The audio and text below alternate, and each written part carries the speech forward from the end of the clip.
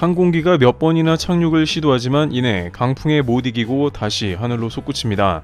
후쿠오카 공항에 내리려던 에어서울 여객기는 바람에 밀려 착륙에 실패해 다시 부산으로 갔습니다. 하지만 그럼에도 불구하고 일본 여행을 강행한 관광객들은 역대급 숫자를 기록하고 있다고 합니다.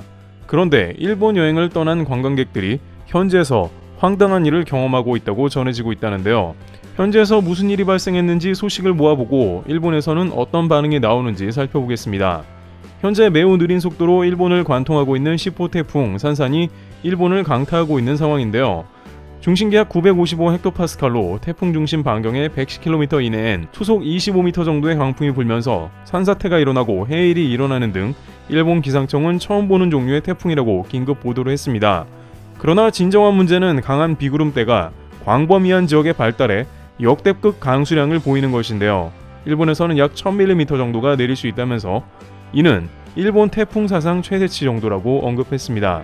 결국 남부지방 가고시마현 일대의 주민 225만 명에게 긴급 대피 피난 지시가 내려지기도 했는데 규슈에 상륙한 태풍 10호 산사는 일본 열도를 종단해 동북향으로 일본을 관통하듯 진행될 것으로 보입니다.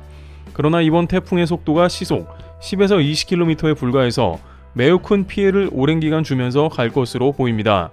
일각에서는 태풍 산산이 상륙하면서 위력이 약해져 규슈를 지나면 소멸하는 게 아닌가라는 말이 나옵니다.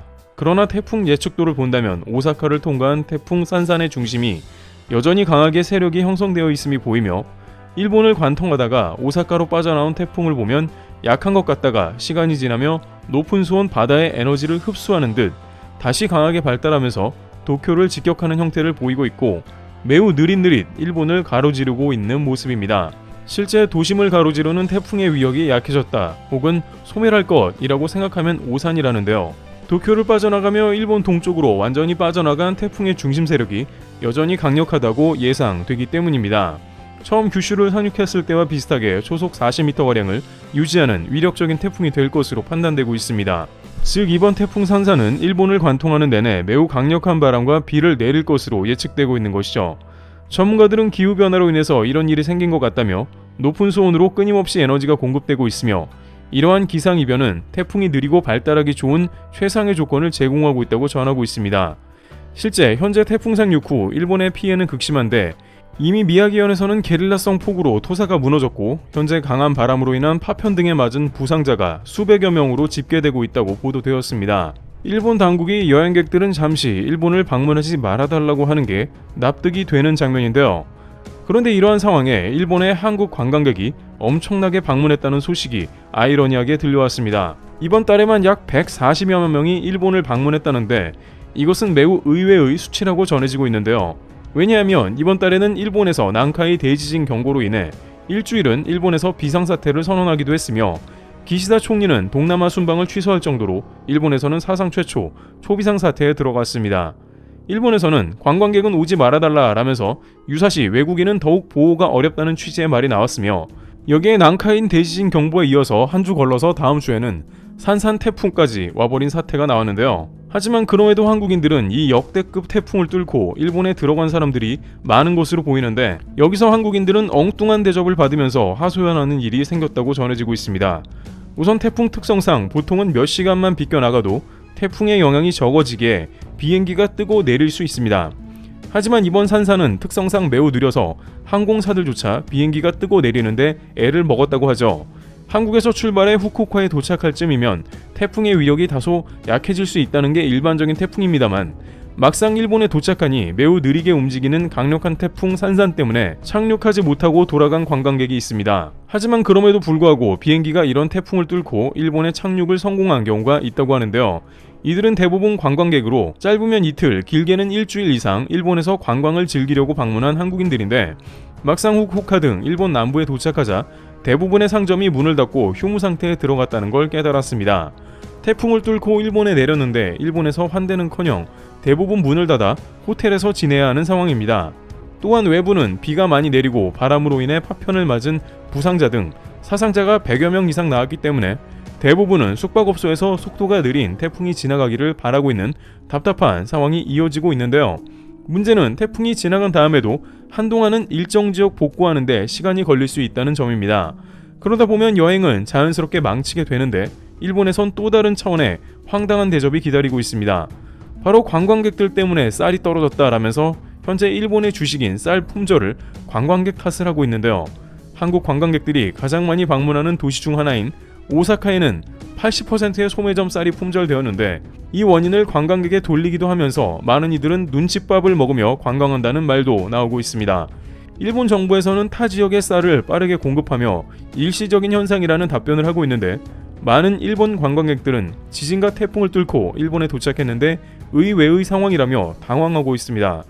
그런데 이러한 한국 관광객의 푸념 가운데 국내에서는 이에 대한 갑론을박의 시비가 일어나고 있는데요.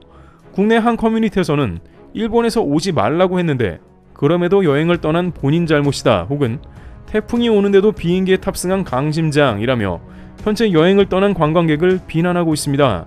하지만 일본 여행을 떠난 관광객들 입장에서는 역대급 엔저로부터 오래전부터 계획한 관광이라며 결항이 아니고서야 환불도 수수료가 거액이 들고 이미 몇 달 전부터 예약해놔서 변경도 불가능이라 했습니다. 일부 일본 여행 카페에서는 지진은 언제 일어날지 아무도 모르는데 지진 경보도 해제되지 않았나 라면서 실제 여행을 다녀왔지만 지진은 일어나지 않았고 라며 일본 여행을 가는 게 괜찮은 선택임을 강조했습니다. 또한 중국은 꺼려지고 가까운 거리인 일본밖에는 선택지가 없다는 의견도 나오기도 했습니다. 그러나 다른 한편에서는 자연재해 때 무슨 여행이냐며 서로 간에 계속해서 갑론을박이 이어지고 있습니다. 또한 소수의 누리꾼들은 여행 갈 곳이 없으니 태풍이 불어도 일본에 가고 있다라고 지적하면서 한국의 관광 인프라가 개선되고 바가지 문화가 없어져야 한다는 의견도 제기하고 있습니다. 이처럼 일본 태풍 산사는 역대급 피해를 남기며 한국 관광객에게도 영향을 끼치고 있습니다. 앞으로 태풍과 지진이 계속 오는 일본인데 한국 관광객들이 어떻게 할지 귀추가 주목되고 있습니다. 그런데 이 가운데에도 국내에서는 뜻깊은 소식이 전해지며 많은 이들을 감명 깊게 하고 있습니다. 얼마 전 외신에 보도된 한국의 소식이 세계적으로 큰 울림을 주었다 전해집니다. 부산의 한 마트에서 80대 참전 용사가 식료품 훔치다 적발, 쪽방의 컵라면 신세, 생활고 겪는 참전 용사들, 1950년에 발발된 한국전쟁 당시에 폐허가 된 한국을 위해 전장에 뛰어들었던 참전 용사들이 정전 후 고된 가난에 시달리다 생을 마감한다는 그야말로 참혹한 소식이 들려온 것입니다. 기사가 보도될 당시 많은 사람이 후원에 나섰지만 여전히 사각지대에 놓인 참전 용사들은 찾을 수가 없기에 수년째 해결할 수 없는 심각한 상황이 되고 있는 것이죠. 그런데 이때 한 한국 기업이 전례 없는 지원을 하고 나섰습니다. 생활고를 겪는 참전 용사 모두에게 무료 식사를 제공한다는 파격적인 발표를 한 것입니다.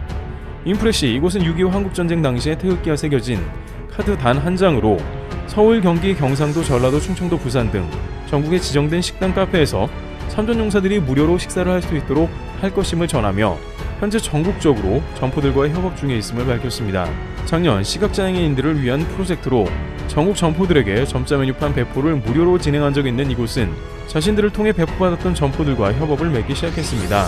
그리고 이것을 통해 참전용사들이 따뜻한 끼니를 챙길 수 있게 할 예정이며 모든 비용은 인프레시에서 직접 부담할 것임을 약속했는데요. 한국 역사상 전례 없는 후원은 모두를 놀라게 하고 있습니다.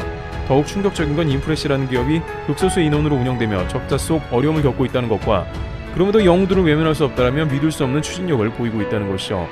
또한 이것은 기업명이 아닌 오로지 한국 국민들의 이름으로 수없이 많은 후원을 이어왔습니다. 얼마 전에는 울산에 있는 참전용사들이 생활과 더불어 병마와 싸우고 있다는 소식에 즉각적인 지원 결정과 직접 찾아가 생활에 도움이 될 전자제품을 지원했으며 이외에도 세종, 금천, 인천 등 각 지역의 식사 상품권 제공 및 주거 개선, 전자제품을 후원했습니다. 그리고 에티오피아 참전용사와 가족들에게 안전한 대규모 수술 지원, 전쟁 중 한쪽 다리를 잃은 참전용사에게 전동 휠체어를, 대가족의 생계를 책임져야 했던 태국 참전용사에게 후원금 전달 등 세계 각곳에 후원과 동시에 한국인들의 이름을 전달하고 있죠. 한국 기업의 이례적인 행보, 아름다운 기업, 전쟁 참전에 감사를 표한 국가는 한국이 유일하다. 현재 해외를 비롯해 수많은 사람들이 인프레시에 응원을 보내고 있으며 인프레시는 또 한 번의 시작을 준비 중에 있는데요. 이것은 최근 6.25 전쟁 당시 조국의 자유를 위해 자원한 경주 학도병들의 서명 태극기를 그대로 구현해냈습니다. 17세 붉은 피 오직 조국에 우리의 죽음은 역사의 꽃이 되다. 참전용사들의 굳은 의지가 새겨진 서명을 고스란히 담아낸 이 태극기 키링은 무려 41년간 기술력을 갖춰온 장인을 통해 오랜 시간 연구 끝에 만들어졌다고 합니다. 이 역시 상품의 수익금이 6.25 참전 유공자를 비롯해 국가를 위해 희생 헌신한 모든 분들에게 후원된다고 하니 많은 동참 부탁드리며 구매처는 고정 댓글에 남기겠습니다. 인프레시를 중심으로 많은 한국인들이 동참하고 있고 실제 많은 참전용사분들이 도움을 받고 있습니다. 이런 기업이 더욱 많아지길 바라며 저희 역시 이 프로젝트에 동참했습니다. 많은 분들의 관심과 동참 부탁드립니다. 트리블TV였습니다. 감사합니다.